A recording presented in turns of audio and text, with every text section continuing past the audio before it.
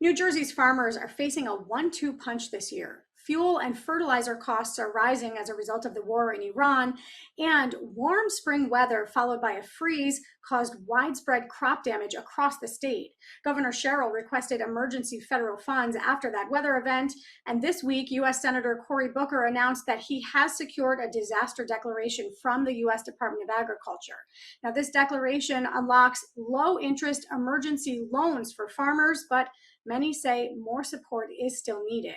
Our budget and finance writer, John Reitmeyer, has been looking at the fallout from these events and what relief may be available at the state level. He joins us now as part of our Under the Dome series.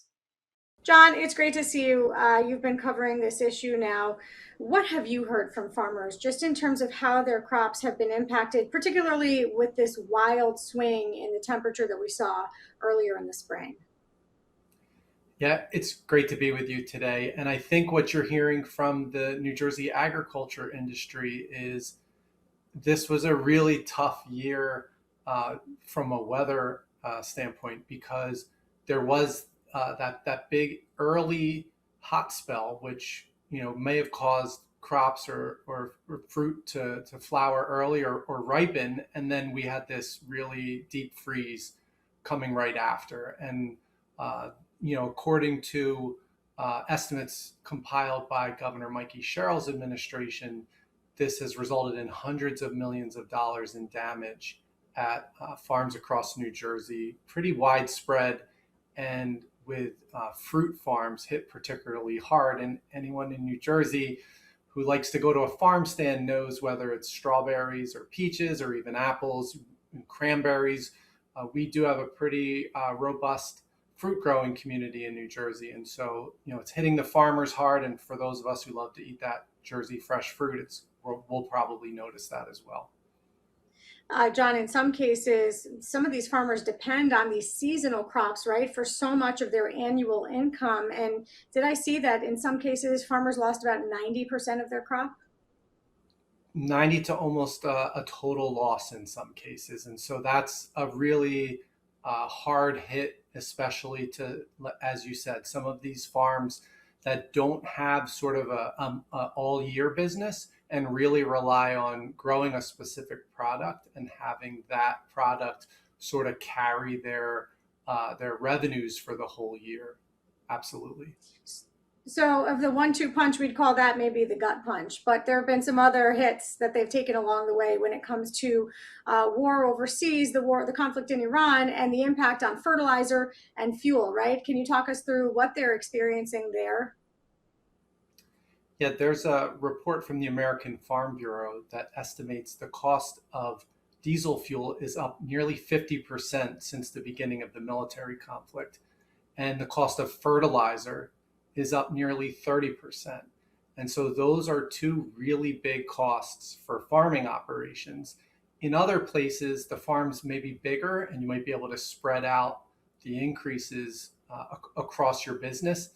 In New Jersey, we have smaller farms with more specialized products. And so when you're taking that type of hit, think about a lot of farms really rely on diesel fuel for a lot of their operations and are really intensive with fertilizer. And so these are two major inputs for the farming industry, and they're trying to absorb these really significantly increased costs at this time.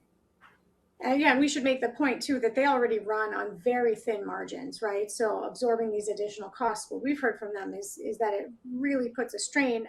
As you noted, New Jersey farmers coming into this price increase, coming into the crop damages that were suffered over the earlier months of the spring, New Jersey farmers already face very high costs of operation relative to their peers nationally. If you think of things like the property taxes that many people pay in New Jersey, farmers do get a discount generally. However, that's still higher in New Jersey than in a lot of other places. And labor costs are really high for farmers in New Jersey compared to other states as well. So being profitable, you're sort of already running into that headwinds as a New Jersey farmer.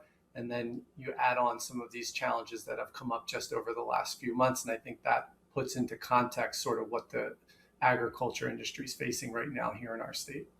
Could the state step in and offer some type of financial relief? Can the state afford to do that right now? What are you hearing from the administration?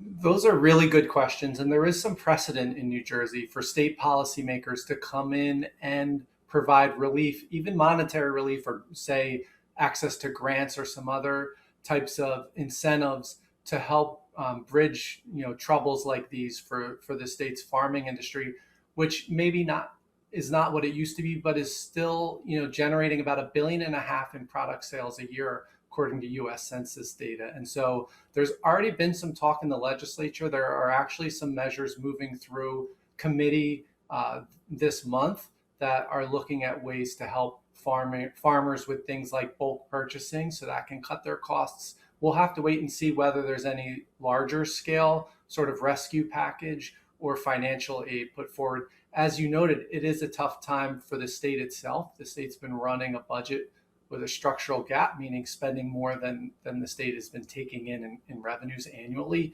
And so it is not as if the state budget these days is printing money, but at the same time, this is still a pretty significant part of the state economy with some 25,000 employees statewide in the farming industry.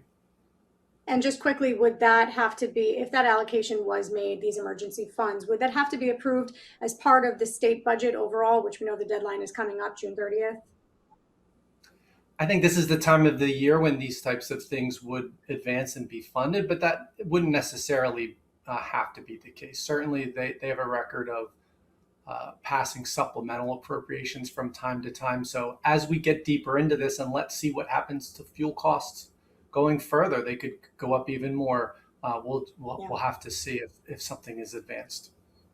All right. Thank you for that analysis. Our budget and finance writer, John Reitmeyer. Thank you. You're welcome. Under the Dome is made possible in part by the Corporation for Public Broadcasting, a private corporation funded by the American people.